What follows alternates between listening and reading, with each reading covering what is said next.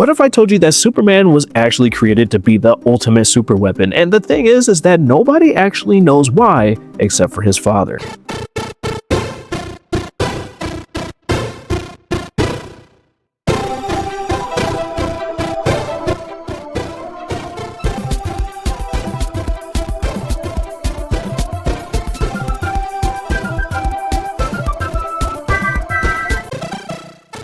What is up, everybody, and welcome back to Animated Cartoon Conspiracy Theory, the only web series that has more shorts than it does long videos. And I'm working on that. I mean, I'm only one guy, but speaking of one guy, have you seen this show known as My Adventures with Superman? If not, I can't really blame you, because most people haven't figured out that this show existed until the season 3 trailer came out. Until season 3, that means at least 5 years has gone past where nobody knew about the brilliance of this show. I mean, I guess people start paying attention whenever the gun is behind a series, and I only mean pushing it out on his stories because the show was in production well before he took over the DC universe. But I do have to say this is one of my favorite series from the new DC world. But the major thing is that this is way different than most other Superman iterations. This isn't Superman running with the Justice League. This is a day one hero, sort of like watching Spider-Man get his new legs and swinging around. So if you haven't watched it, I'm gonna just go ahead and catch you up to speed real quick. For the most part, almost everything is the same. He is raised by his family on a farm. He then goes to work at the Daily Planet. He's also friends with Jimmy Olsen and becomes best friends with Lois Lane. But this show as a whole is a refreshing take on a day one Superman that hasn't learned who he actually is. I mean, except for the side plot where Lois is kind of a jerk to Clark all the time, where she's just trying to figure out who he is, and he's like, I don't want to reveal that part. And she's like, give it to me.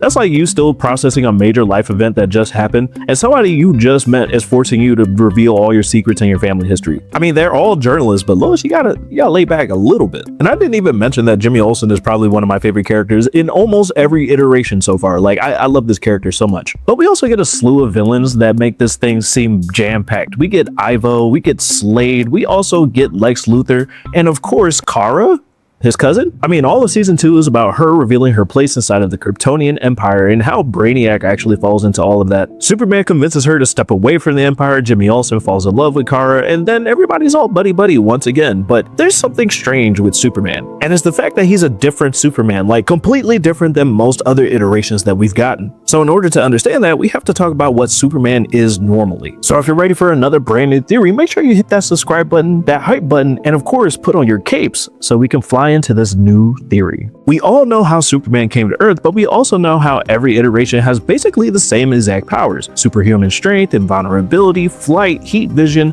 super speed, enhanced senses, and of course supervision with super breath. Oh, and you can't forget about the hypnoglasses, because that tricks everybody into believing that Superman is a different person than he says he is. And with this, he's able to live a double life as Clark Kent and Superman and save everybody that he wants to. But what about the one in My Adventures with Superman, which I will just be calling Maz for short because it's a lot to say My Adventures with every single time. And in fact, all of these powers that I just listed, the Maz version doesn't have any of that. I mean, at most, he has increased durability and increased strength, but he seemingly gets beat up pretty easily. But that's the thing that makes him special, because throughout the show, he unlocks these powers. At one point, he unlocks heat vision, another time he unlocks frost breath, and another time, increased speed, endurability, and strength. And the funny thing is, when he unlocks them, he seemingly is able to keep them forever, just like collecting powers like Mega Man or something. But if Superman doesn't naturally have these powers in the beginning, where is he getting them from? Now, in the beginning, I did think that this was because he's a different version of Superman, because we have this character known as Mxyzptlk. If you don't know anything about him, he's a multi-dimensional chaotic god, which is almost like Loki, but he's able to cross the multiverse instead. Because in the episode that he's introduced, we also get the Council of Loises, and that's not an exaggeration, a whole lot of Loises from different dimensions. And both Mxyzptlk and the Council of Loises both mention the fact that Prime Lois and Prime Superman exist. I mean, Mxyzptlk even snaps Superman into that version of him, but that still wouldn't explain where his powers are coming from, because nowhere else in the show do they say that dimensional rifts is the reason for any type of shenanigans. So it's not like this Superman is tapping into a different dimension to get his powers, so it has to be something else. Now, do you remember Kara, who is also known as Supergirl in many different iterations? She is just as Kryptonian as Superman is. So throughout the show, she should be able to do exactly the same things that Superman does, except she cannot. See, in season 2, there's an episode where they go off to go meet Brainiac, but Superman doesn't know that. But on their flight, they're able to connect and see all the different worlds that Kara's been to, but outside the ship, they begin to have a snowball fight in space. And they have a lot of fun until it seems like Kara actually gets knocked out, and Superman is concerned, and he turns on his powers, allowing him to momentarily gain super strength and break down an asteroid with ease. And Kara literally goes up to him and says, "How did you do that? I cannot do that." Wait. What do you mean you can't do that? And that is actually quite telling, because when they actually meet Brainiac, who is 100% a villain, like there's no way that he couldn't be, he shows Superman simulations of all of the different planets that him and Kara has basically taken over. And Brainiac and Kara went around town because they were able to defeat not only a Green Lantern, Dangarians, which is the same species as Hawk Girl, and a parademon from Darkseid's planet. That means that Kara is the embodiment of strength. But if Kara is able to accomplish all of these feats on her own, why is Superman so much weaker than her? Well, there's one line that Brainiac says that could piece it all together. Because as Brainiac is explaining his evil plan for the final part of the season, he states that Kryptonians are genetically engineered and each generation is stronger than the last. And that doesn't make sense for Clark because he's weaker than Kara. And the only time he's stronger is when he unlocks these abilities. So it's very unlikely that Brainiac is lying about this fact. I think that he actually doesn't know the truth about Superman's origin, and neither does Superman. Because at the end of season 2, we go into the falsified memories of Brainiac about how Krypton used to be. And we not only see that Clark's mother and Clark's father is there, but we also can tell that they were scientists. Scientists who created Brainiac. Clark, in these falsified memories when he's trying to escape,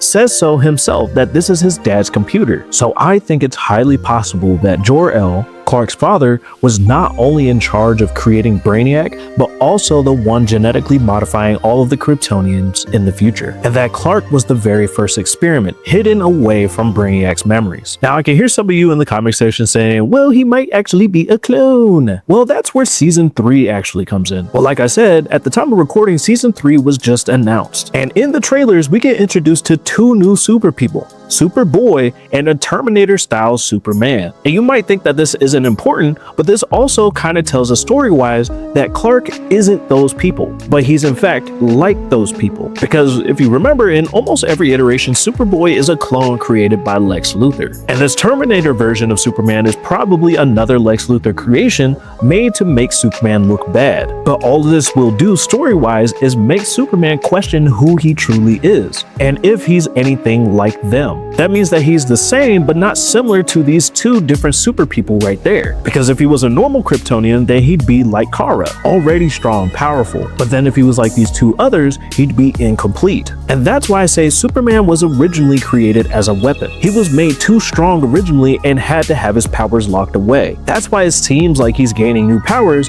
but his body is naturally adapting to all of these different scenarios. When he was about to get frozen and wanted to save people, he gained heat vision. When he tried to save somebody from a fire, he gained invulnerability. And when he needed to destroy something, he destroyed it by gaining super strength. And that's why I think he was accidentally created as the ultimate super weapon, forced to have his powers locked away until the situation was needed so, keeping Kal-El safe from Krypton's tyranny. But, of course, what do you think? Is that a coincidence? I think not. And of course, if you haven't already, make sure you hit that like button, that subscribe button, and that hype button down below. And make sure to check out all of our different theories inside of the playlist for season 3. And I'll of course see you in another video. Bye-bye. Man, it's been a long day. Whew. I can't wait to wash all the sweat out of my batsuit. Wait, are you going to take a shower? You weren't even in my movie. And no, I don't stink. What do you mean you don't stink? Well, I don't sweat, therefore I don't stink. Oh really? I must gotta lock this for the contingency plan. Your what? Nothing. It's just that I don't believe you. Talk about personal space, Batman.